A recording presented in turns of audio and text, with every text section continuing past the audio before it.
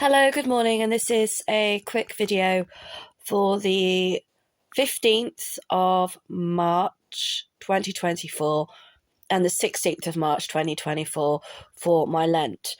Now, I know my aim was to do one video per day talking about different things about sort of helping yourself over the next 40 days, 40 nights, especially with a lot of the things that are changing in Parliament and, your life basically changes on a daily basis. Let's just face it. Things aren't how they used to be. People don't tend to have the 9 till 5 Monday to Friday jobs anymore. And if you do, like my sister, then you're really lucky if you can still afford, to live like that as well. So over the last few days, I've been talking a lot more about, reduce, reuse, recycle, supporting your local community, going out, appreciating what you have on your doorsteps. So again, for mental health and well-being, one of the things that was suggested even during COVID was that you spent at least an hour a week or an hour a day just in the fresh air. So yesterday, I obviously attended a meeting for my local community centre where I've now decided that due to my mental health and well-being not being where I personally would like it to be, I've got to start cutting back more on the sort of things I do. And again, I think, it always comes like, pride comes before a fall, 7 deadly sins and all that. But I have really, really struggled with my mental health for years. And it took years and years and years for anyone to take me seriously about me even having a mental illness, to then being put on such a cocktail of drugs that I just didn't care that I had a mental illness, to then not being supported again. So it is literally up and down like a yo-yo. And over the last sort of 2 weeks, my mental health, I've noticed, has started to deteriorate again. It wouldn't be my video without a yawn. And I really need to think about me. I know it sounds selfish and it makes me feel so guilty when I have to do that. And it actually affects my mental health even more.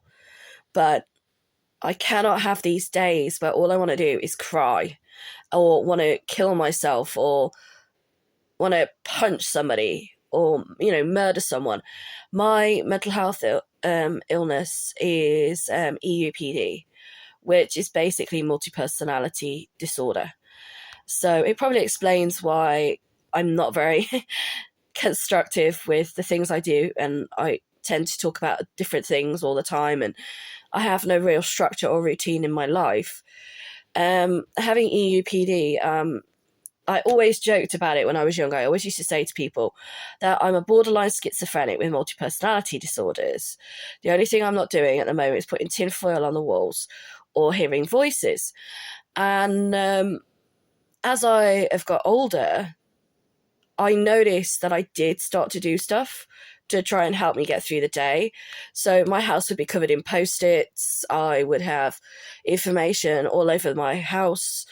I was constantly obsessed with time, with everything. That it did affect my mental health and well-being. And then I got told that yawning again, that I was not sick.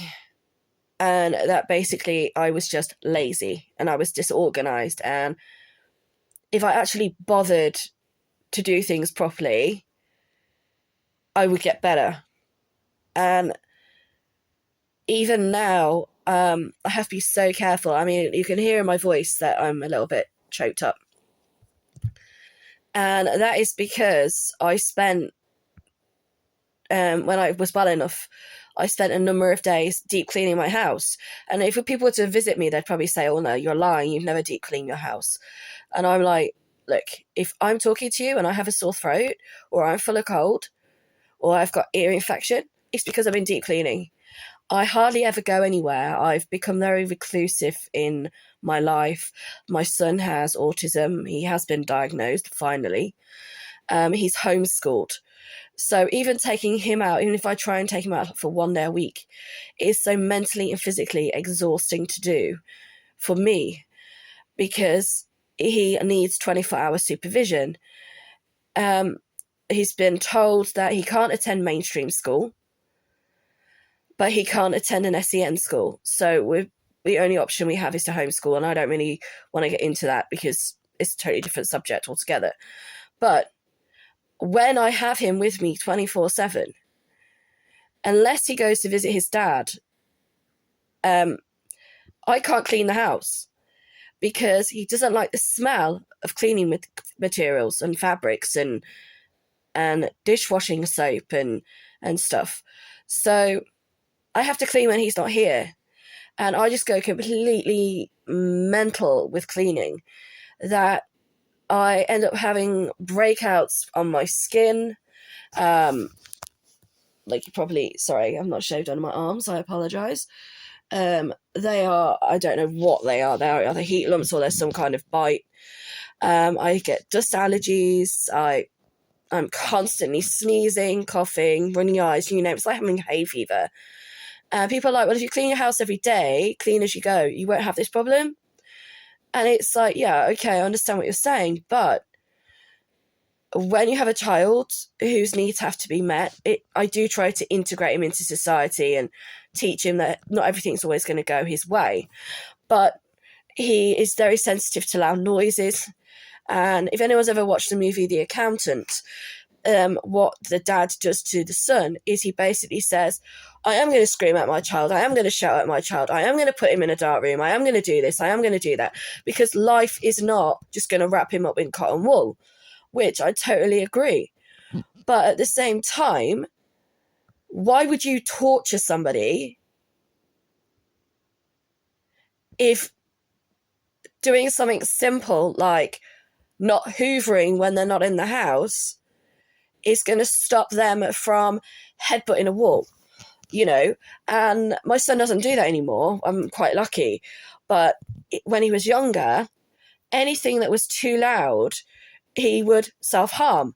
And again, people are saying, oh, well, then he needs to learn, because when he's in society, how's he going to cope with loud noises and cars and stuff? It's like training a horse. It's like training a dog. And I'm like, yeah, but I'm not training a horse. I'm not training a dog. It's a human being.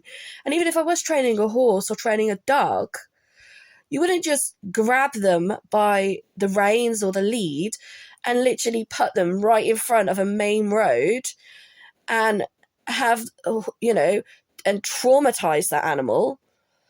Because the last thing you want to be doing is having it bite somebody, or the horse bucking when it's got somebody on it, because it's so traumatized. You kind of have to condition them to that environment. And the same with my son. Like I've said to him, you know, okay, you don't like the smell of something, that's fine. Well, I'll use something else. There's always an alternative. I'm not saying that he needs to be wrapped up in cotton wool, and I don't agree with, you know, walking on eggshells around people with needs. But it's like with anyone. Even if you don't have a known disability, or, you know, everybody has things in their life they're not comfortable with, or things in their life that affect them mentally, physically, emotionally. But if you were aware of those things, why would you deliberately make that person suffer? You know, and with myself and my mental health and well-being, it's been really, really challenging for me, just like anyone with any illness or disability, because I knew there was something wrong, but I didn't know what it was. And even now it's like, oh, I've got this label, but I don't really get the help to explain to me how it affects me, or how I'm supposed to cope with it, or how I'm supposed to deal with it. So when I have my days when I'm really, really depressed and really feeling suicidal, I don't want to be near people, but yet they would advise you to be with people to kind of snap you out of that behaviour. So again, over the next couple of weeks, I think it's really important for people to think about themselves. I know it sounds selfish, but to think about, how do you cope with things? Have you been given the right guidance and support to help you? Because if you can't help yourself or support yourself, I know it sounds selfish. I mean, it was comic relief yesterday, but that's a different subject. But how are you then supposed to support and help other people integrate into society? And the one thing I'm always saying to my children is, it is my job not to take care of you. It's my job to teach you to take care of yourself. So people criticize me and say, oh, your son needs to go to school. He needs to learn this. He needs to learn that. And I'm like, well, hang on a minute. How is him reading Shakespeare going to help him pay his bills when I die? Surely knowing how to read, how to write, how to use a bank account, how to understand what income and expenditure is, life skills is more important than him knowing how to quote Shakespeare. I'm not saying I wouldn't teach him, because I think it's really important to have a diverse knowledge and understanding of society and culture and history and tradition. But I always use the argument, look what happened with COVID. Where's it gone? It's disappeared. But during COVID, how many people spent 3 to 7 years of their lives racking up bills at university to then get a qualification that wasn't even worth the paper it was written on because we had a pandemic? And I've had this happen to me in the past. I've trained, I've done a job, I've got the necessary skills, and then all of a sudden something's got passed through Parliament, and the skills I've acquired haven't been worth the paper they're written on.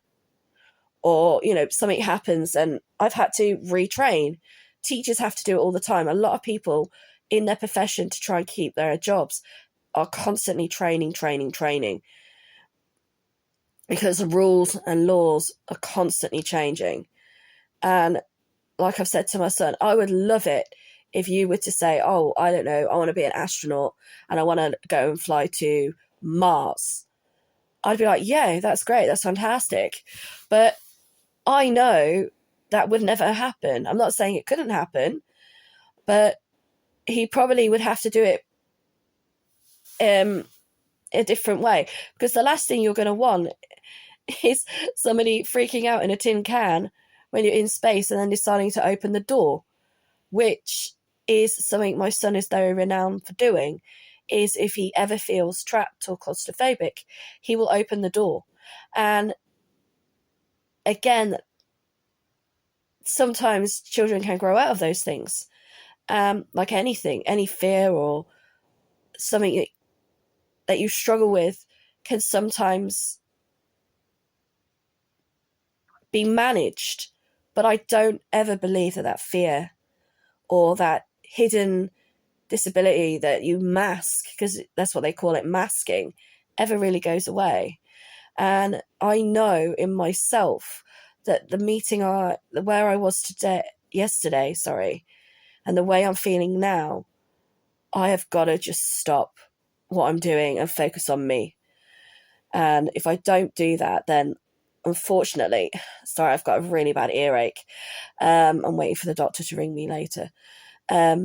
I'm not going to be any good to anyone. And my main priority is trying to stay well and healthy. And I think everyone needs to do that. No one can do that for you. It's something you have to do and learn to do yourself. And then I can then take care of my kids. So today and yesterday is about you. Again, having that time to reflect and saying to yourself, where am I? Who am I? What are my wants? What are my needs? What are my desires? And how do I move forward? How can I potentially make a difference or change something that is going to help me to live and not just to exist? Thank you.